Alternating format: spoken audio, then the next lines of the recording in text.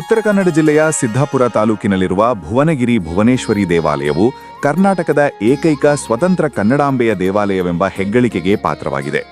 ಈ ಪುಣ್ಯಕ್ಷೇತ್ರದ ಪೂಜಾ ಪರಂಪರೆಯು ಕನ್ನಡದ ಆದಿ ರಾಜವಂಶವಾದ ಕದಂಬರ ಕಾಲದಿಂದಲೂ ನಡೆದು ಬಂದಿದ್ದು, ನಂತರ 16ನೇ ಶತಮಾನದಲ್ಲಿ ಬಿಳಗಿಯ ಅರಸರಾದ ಬಸವೇಂದ್ರ ಅವರು ಈ ಭುವನೇಶ್ವರಿ ದೇವಾಲಯವನ್ನು ಜೀರ್ಣೋದ್ಧಾರಗೊಳಿಸಿ ಅಭಿವೃದ್ಧಿಪಡಿಸಿದರು.